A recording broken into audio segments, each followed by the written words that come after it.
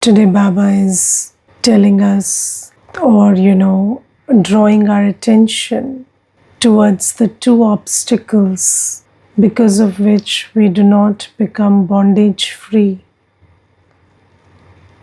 And you see, when we become bondage free, only then we can go to the new world. Because in the new world, there is no place for bondages. It is a world of relationships. So there is a difference between world of bondage and world of relationships. In the world of bondage, people, places, and things give us sorrow. They are an instrument of sorrow. And in a world of happy relationships, people, places, and things give us happiness. So we have to become bondage free. That is our aim. But Baba tells us, what are the biggest obstacles in becoming bondage free? So the first obstacle is the ego of the intellect. Yes, so this is, Baba is talking about the final obstacles, okay? Not the first. First means the two main ones, the last ones that Baba is pointing out. But otherwise, if you look at what are the other forms of bondages, then attachment is a form of bondage, greed is a form of bondage, lust is a form of bondage.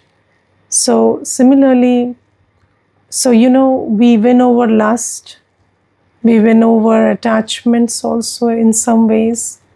We tend to be detached and loving. So that is what Baba has taught us, that become bondage free. So what is the sign of a bondage? So anybody who is in bondage is a slave. So there is compulsiveness in thoughts and feelings. So your mind is not free to have yoga with Baba. Your mind and intellect are pulled by matters of the old world. That is a sign of bondage. So even if you want to have yoga, then your intellect will be pulled by matters of the old world if you are in bondage. So that is why Baba says, when you become bondage free, you will be very yog-yukt. You will always be able to remember Baba. And again, when you have yoga, you will be bondage free. So both these things are true. But so Baba teaches us about our state of bondage. So you see that, I don't know if you have seen addicts. So if somebody is a drug addict or an alcohol addict, then when you tell them that you leave this drug or leave this, this habit of consuming alcohol, then immediately they would say that, yes, I can leave it, but I don't want to. But the thing is, they can't leave it. So the thing is, you don't even realize how much of bondage you are in. So you don't realize that the moment you think of leaving something, it will pull your intellect. But bondage has to be realized. And once you realize that your nature is to be free and you are in bondage because of the 63 births of the journey you have had in the copper age and iron age, then you don't like bondage. Nobody likes to be in bondage. But the interesting thing is, you don't realize you are in bondage. So Baba makes us realize that we are in bondage and we are affected or pulled or influenced by this old world in a very very big way. And Baba tells us that you have to be free from bondage, and Baba gives us many yuktis, many methods to do that. And about attachment, Baba says, just practice being detached and loving. So you have to be loving, but you have to be detached also. So first detached and then loving. Or, about greed, or, this bondage with things and attainments. Baba always says, practice the attitude of a trustee, that I am entrusted with these things and it is my duty to serve through these things, but these are not mine. So, creating the attitude of a trustee makes you bondage free when it concerns, attainments and things and acquisitions. So, Baba gives us many methods, and Baba says, yes, this trusteeship or this practicing of detached and loving, or practicing that I'm an instrument, and drawing power from Baba in yoga and understanding knowledge, this helps us in becoming bondage free. But when we are not being able to become bondage free, then why is it so? Even if we are trying, but we are not able to break our bondages, then the primary bondage is towards the ego of the intellect. And you see, sometimes we think that ego is about what we have and what we do. So yes, ego is defined as identifying with what you have and what you do. But the aspect of ego connected with what you have and what you do is lesser than the aspect of ego connected with your opinions and ideas. So, the most profound form of ego, or the most intense form of ego, is attachment to your own opinions and ideas. So, yes, you have attachments, or false sense of identification with what you have and what you do, and you say, I am rich, and I am beautiful, and I am successful. So all that is ego. But when you say, I am intelligent, I know things, I know better, this is a very big form of ego. And this ego doesn't allow you to appreciate the directions of Baba.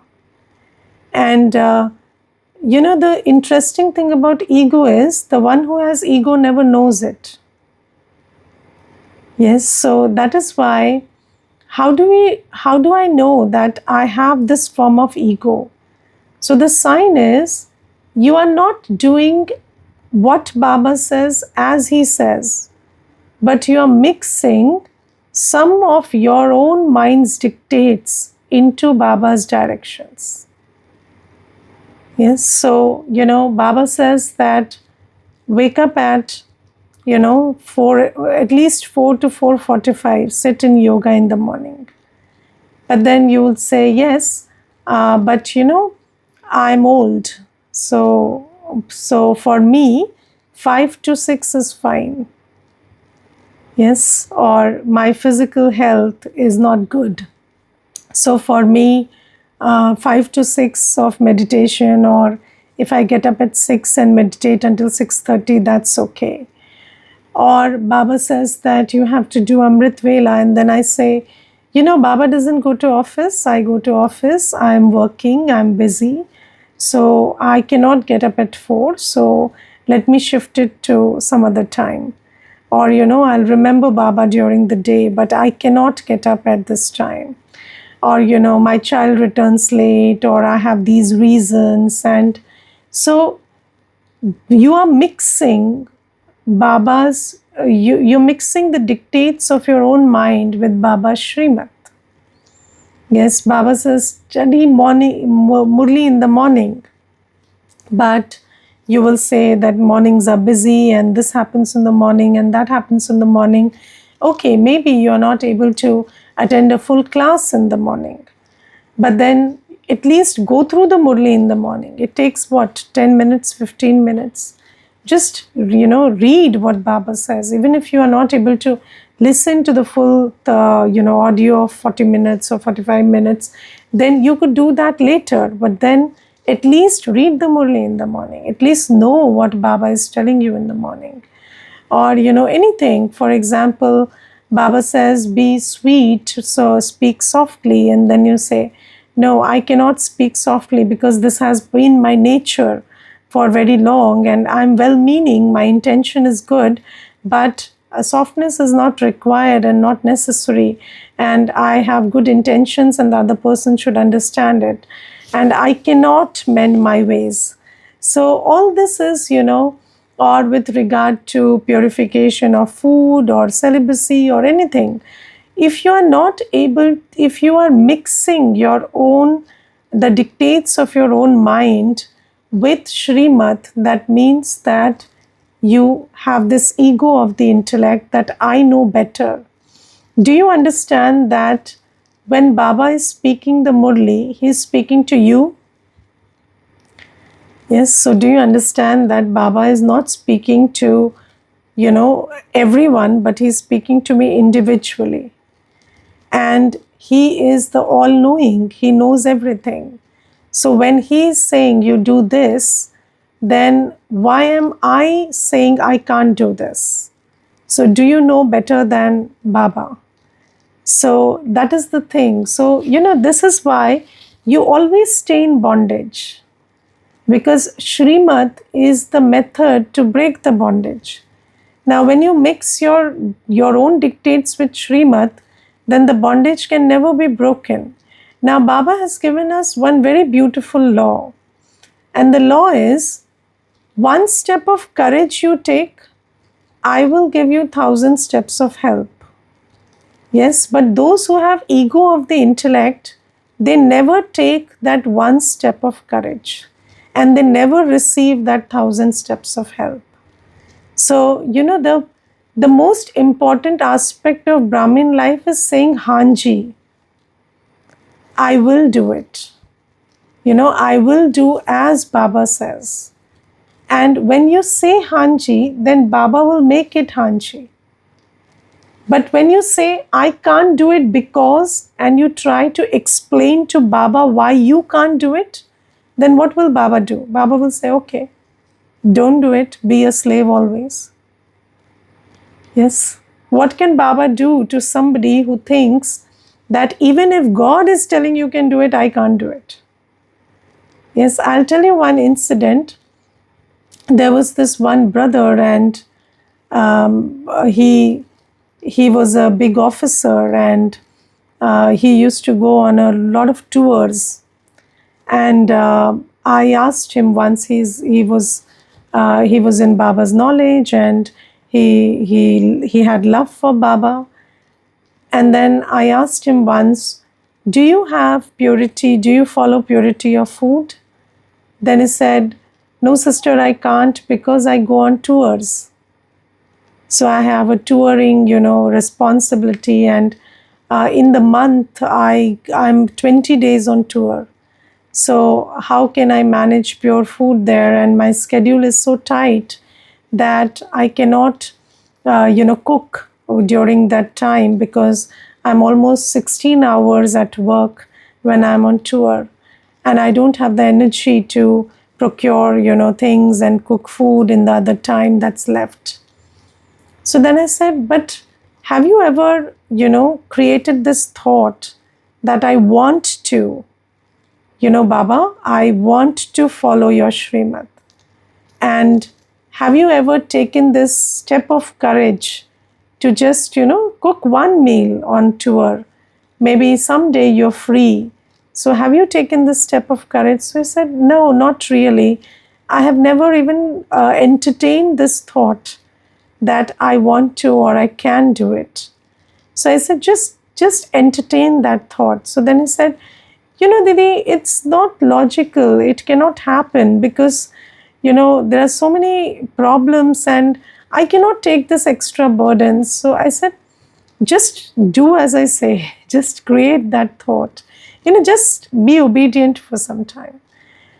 And then he said, okay, just because, I have regard for love and regard for Baba, so I definitely have regard for you, so I will do as you say.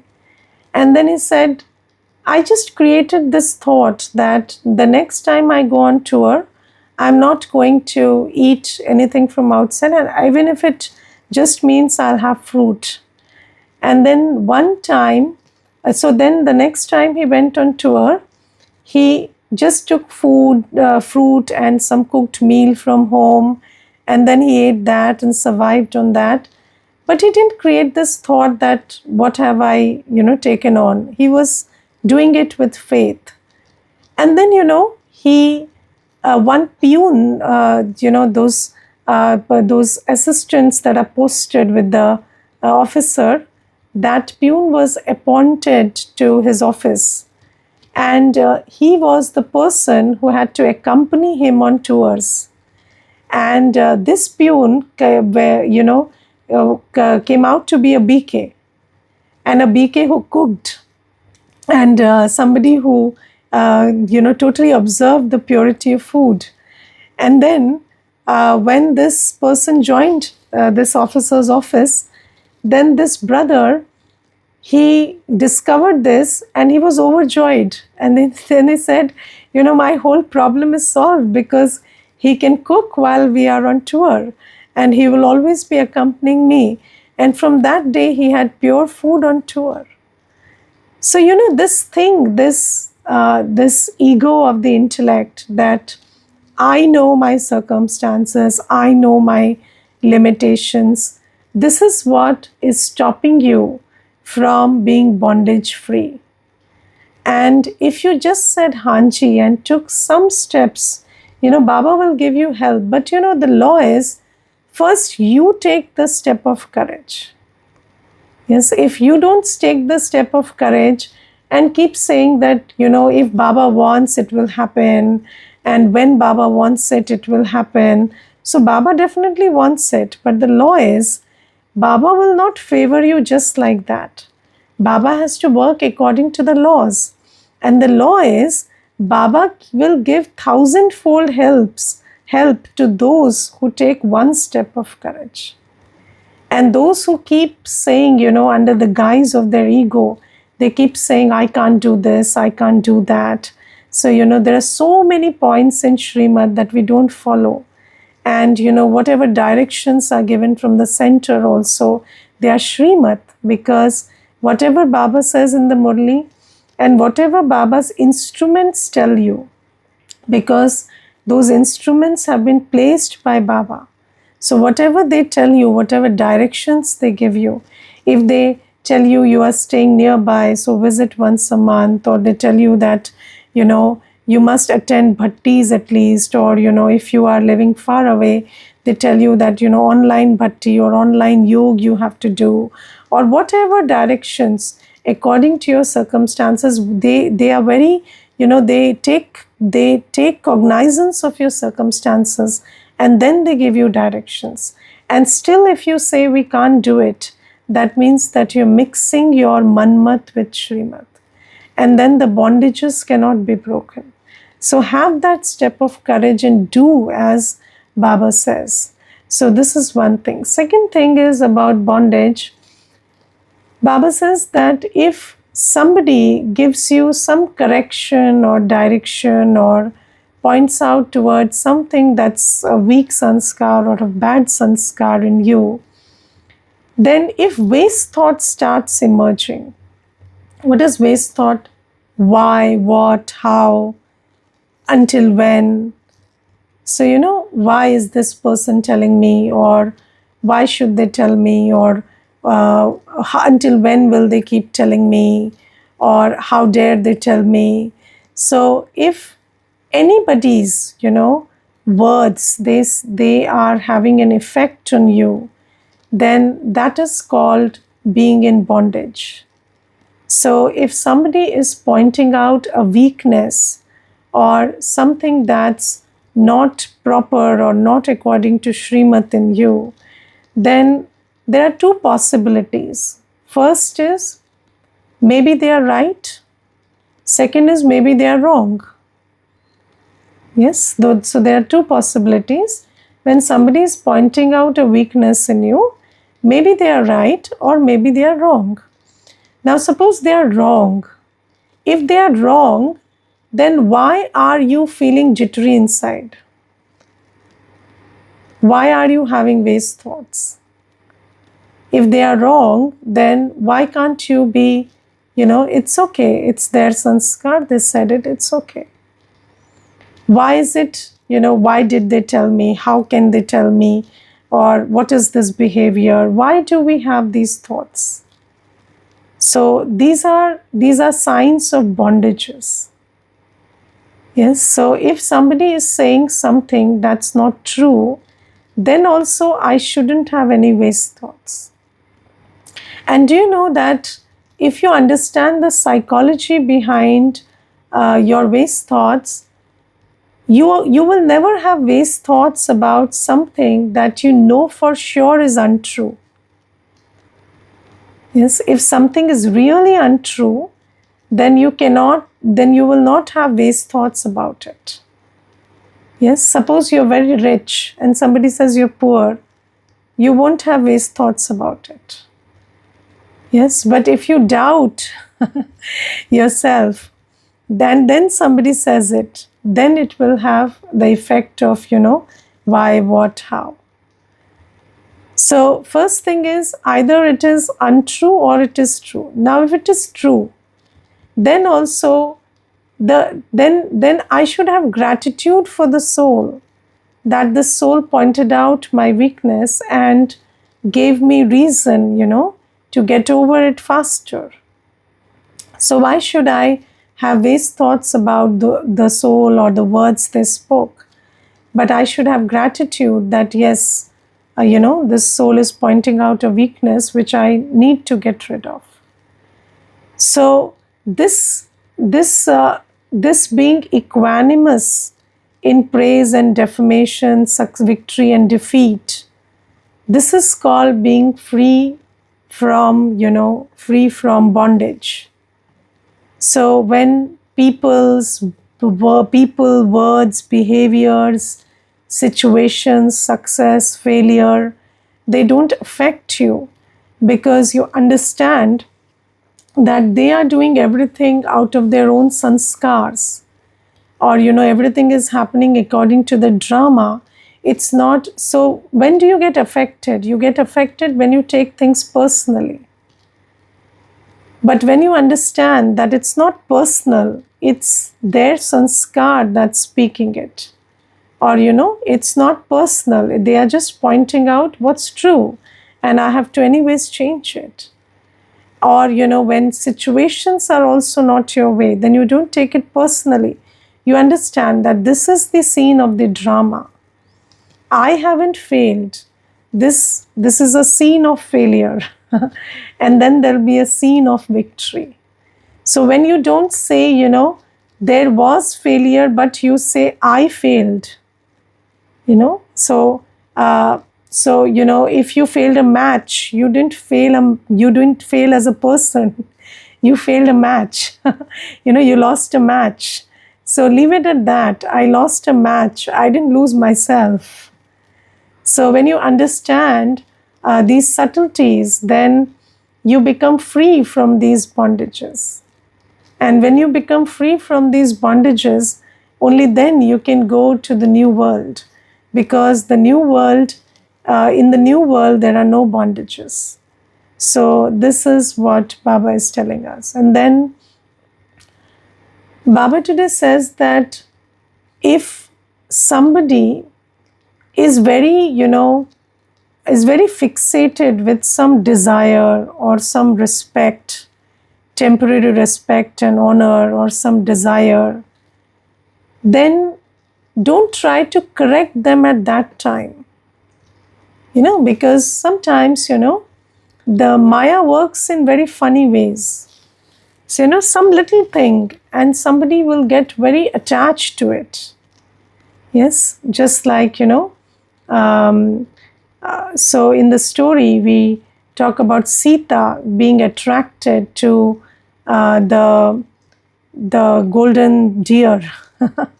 Yes, so Sita is Sita, The Sita is not an ordinary soul.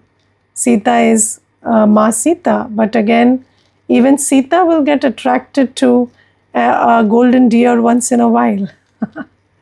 Yes, so sometimes, very good Brahmins, they will also, get this storm of Maya where they will get very affected by something or some desire or something will pull their intellect very hard.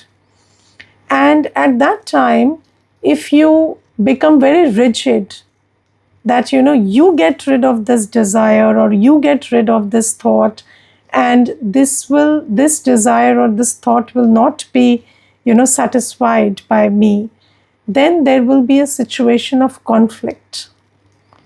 Yes, for example, I'll give you one simple example.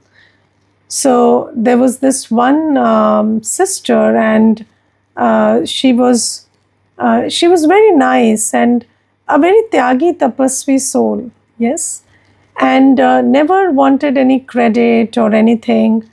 But one time, Maya entered her intellect, and then she started having these thoughts that I do everything and nobody gives me credit.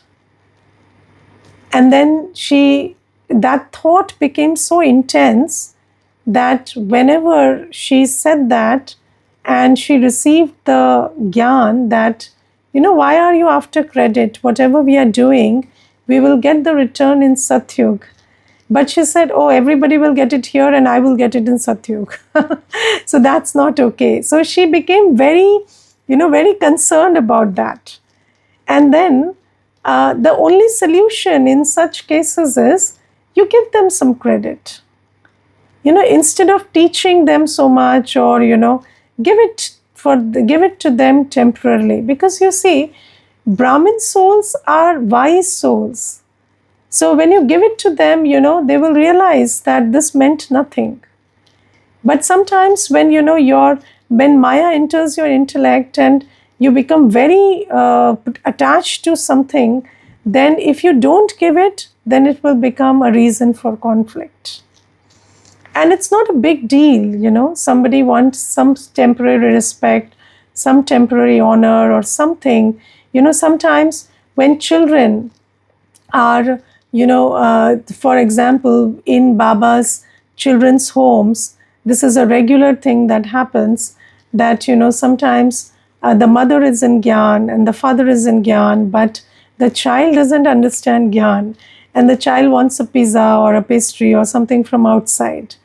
And then what you do is you decide that, okay, even if I can't get it from outside, you devote 3 hours and cook it and offer bhog and give it to the child. And why? Because you understand that now the child has this deep attachment to this desire, and if you don't give it, then there'll be a conflict.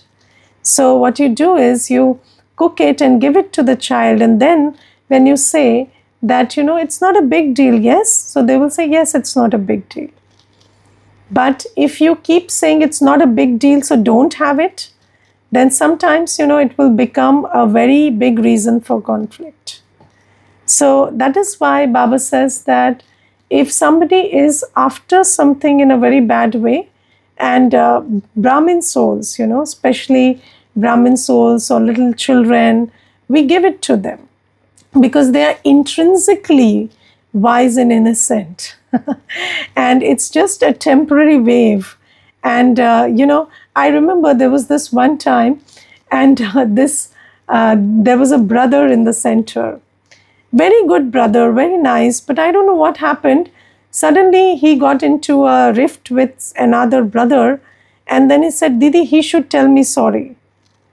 So, he spoke badly to me and he should tell me sorry.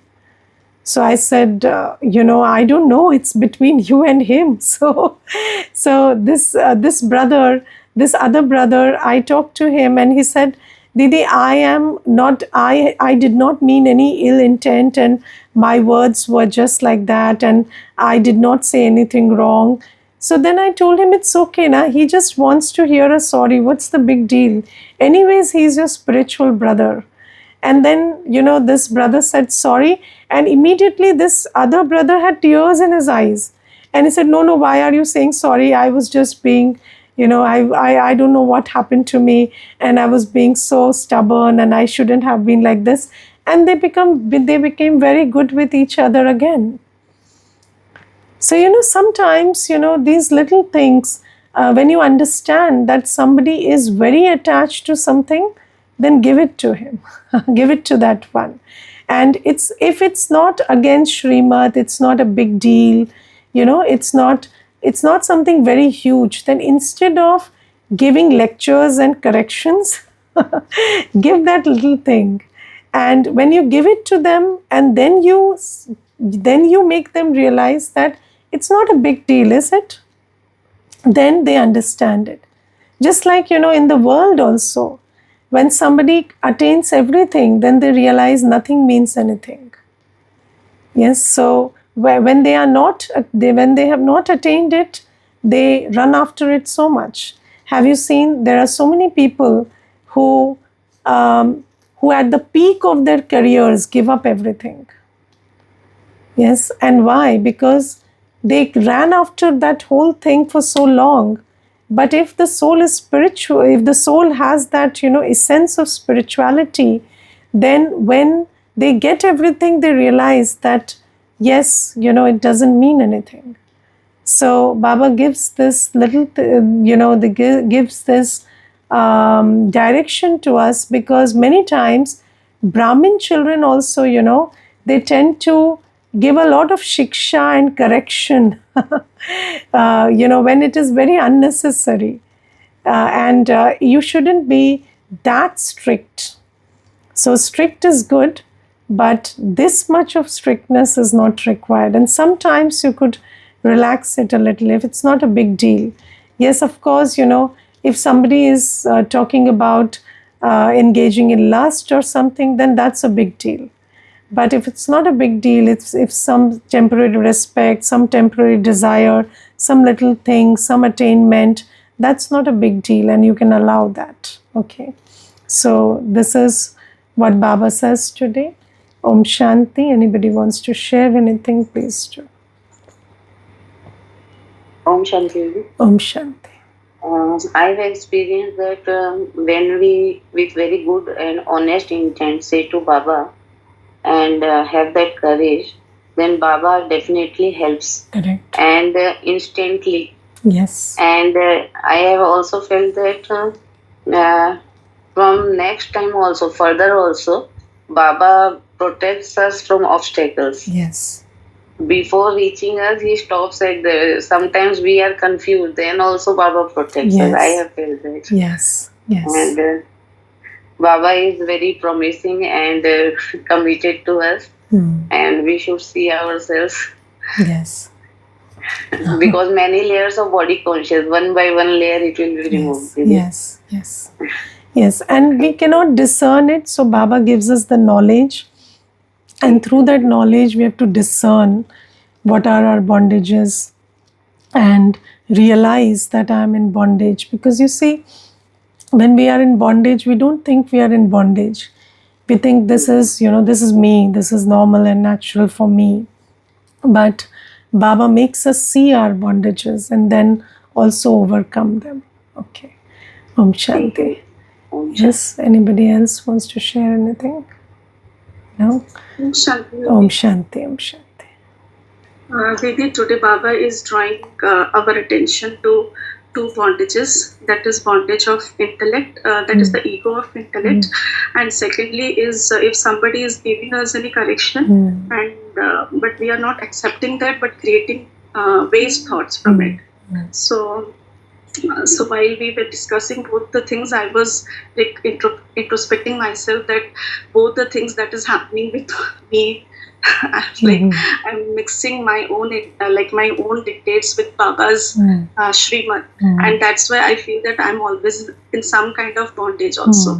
And second point also, I feel that I'm also going through this sometimes, like I'm getting affected by people or their words or their behavior, but I have to emerge that knowledge that this is the sanskars, or this is what is in the drama, and this is fixed in the drama.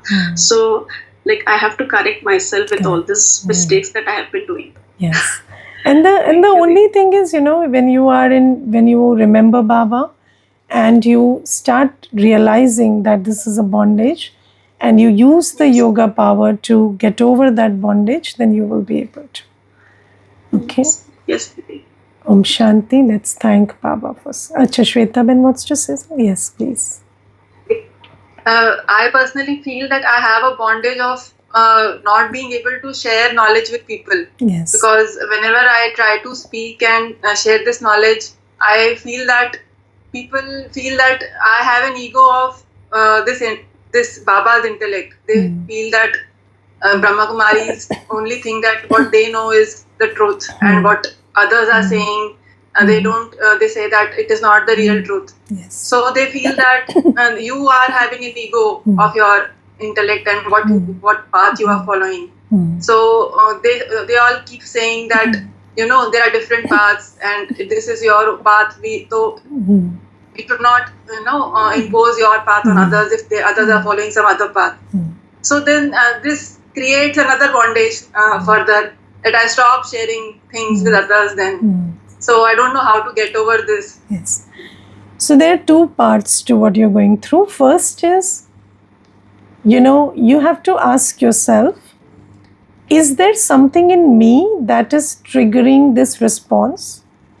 For example, are you too direct? Yes.